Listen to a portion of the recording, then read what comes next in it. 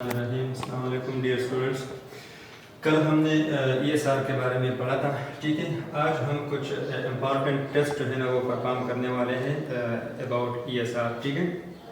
ESR तो कल हमने डिस्कस किया था कि क्या होता है कि एंटीकोगुलेटेड ब्लड को हम लेके, ठीक है, और उसको एक स्पेशल ट्यूब में डालते हैं, ठीक है, और फिर 1 घंटे के लिए हमने स्टैंड बाय उसको रखना है और आफ्टर 1 आवर जो है ना उसका रिजल्ट हम देखते हैं, ठीक है। और ESR एक नॉन स्पेसिफिक टेस्ट है जो कि नंबर ऑफ डिजीज के लिए किया जाता है, ठीक है। अच्छा, तो आज हमने क्या करना है कि प्रैक्टिकली इस टेस्ट को परफॉर्म करने वाले हैं, ठीक है। तो 2 मेथड्स हैं हमारे पास, एक को हम कहते हैं वेल्ट्रोव्स मेथड और दूसरा है हमारे पास वेस्टर्न ग्रीन मेथड, ठीक है। जो ज़्यादा रिकमेंडेड मेथड है हमारे पास वो है वेस्टर्न ग्रीन मेथड, ठीक है। इस मेथड के लिए जो हमारे पास रिक्वायरमेंट्स है उसमें वेस्टर्न ग्रीन ट्यूब आता है, ठीक है, जो कि ओपन एंडेड ट्यूब होता है, ठीक है। ये एक ट्यूब है जो कि दोनों साइड से ओपन है हमारे पास। टोटल लंबाई हमारे पास है 300 mm, ठीक है, और ये ग्रेजुएटेड है 200 mm तक, ठीक है। यहाँ पर हम क्या करते हैं कि अप टू 0 जो है ना हम इसको फिल करते हैं ब्लड से, ठीक है, एंटीकोगुलेटेड ब्लड से।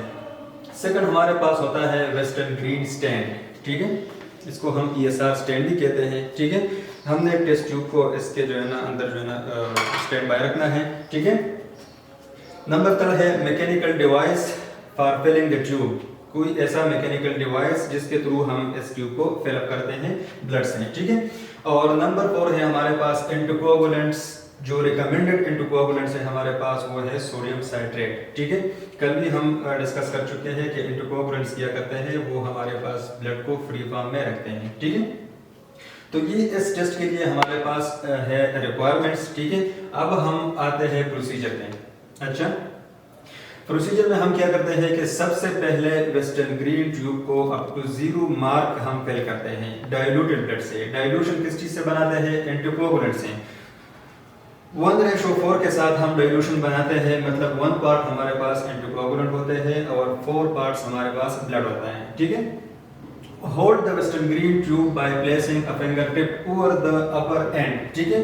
ये ट्यूब हमारे पास बोथ साइड से जो है ना ओपन है, ठीक है। तो हमने क्या करना है कि जब हम ट्यूब को फिलअप करते हैं उसके बाद फिंगर टिप जो है ना ऊपर रखते हैं ताकि हमारे पास ब्लड जो है ना उसका फ्लो नीचे ना हो, ठीक है। Fix the tube in Westergren stand and allow to stand for 1 hour. उसके बाद हमने क्या करना है कि वेस्टर्न ग्रीन स्टैंड के अंदर जो है ना हमने उसको स्टैंड बाय रखना है ट्यूब को 1 आवर के लिए, ठीक है। अच्छा, after 1 hour read the height of clear plasma to nearest 1 mm। Exact 1 घंटे के बाद हमने क्या करना है कि इस ट्यूब का हम रिजल्ट देते हैं, ठीक है। रिजल्ट कहाँ से हम लेंगे?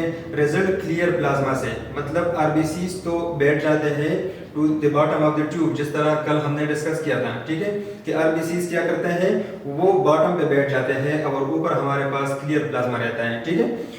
तो RBC का जो अपर एंड है, ठीक है, वहां पर जो हमारे पास ग्रेजुएशन में जो भी mm आता है हम उसको जो है ना रिजल्ट को कंसिडर करते हैं, ठीक है।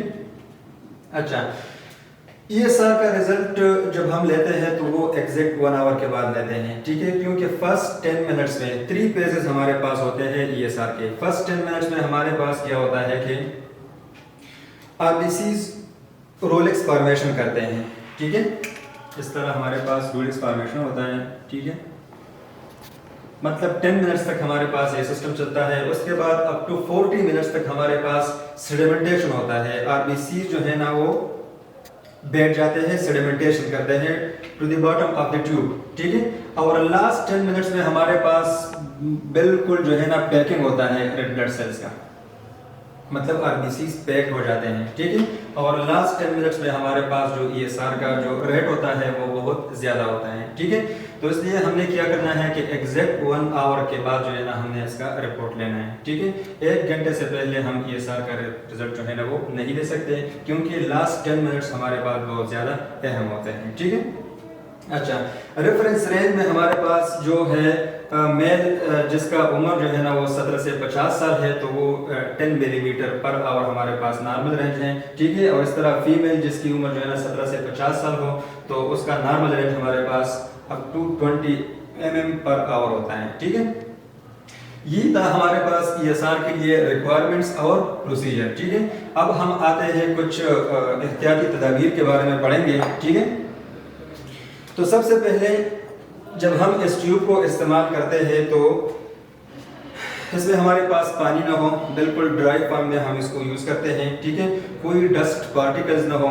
नंबर तक जब हम इस ट्यूब को वर्टिकल पोजीशन में ESR स्टैंड के अंदर लगाते हैं तो बिल्कुल ये जो है ना वर्टिकल पोजीशन में हो। ठीक है, नंबर 4 टेम्परेचर का हम ख्याल रखते हैं कि हमारे पास अगर टेम्परेचर ज़्यादा है तो फिर सेडिमेंटेशन रेट भी हमारे पास ESR का ज़्यादा होता है। ठीक है, तो हम इसको रूम टेम्परेचर पे परफॉर्म करते हैं। ठीक है, नेक्स्ट हमारे पास डाइल्यूशन बराबर हो, जिस तरह बताया गया है कि सोडियम साइट्रेट के अंदर जो है ना 1:4 के साथ हमने डाइल्यूशन बनाना है। ठीक है, तो एग्जैक्ट 1:4 जो है ना हमने डाइल्यूशन बनाना पड़ता है। ठीक है, और नेक्स्ट हम क्या करते हैं कि इस ESR को सनलाइट से बचाते हैं। ठीक है, ताकि सनलाइट जो है ना इस पे डायरेक्ट असरअंदाज ना हो। ठीक है, और कोई वाइब्रेटिंग एरिया पे हम ESR स्टैंड को नहीं लगा सकते, क्योंकि जहाँ पर हमारे पास वाइब्रेटिंग इंस्ट्रूमेंट होते हैं तो वो क्या करते हैं कि मतलब वो हमारे पास ESR सेडिमेंटेशन रेट को एनहांस कर सकता है। ठीक है, और नेक्स्ट हम वो ब्लड जो कि हेमोलाइज्ड हो, ठीक है, जिसमें RBCs का तोड़-फोड़ हुआ हो,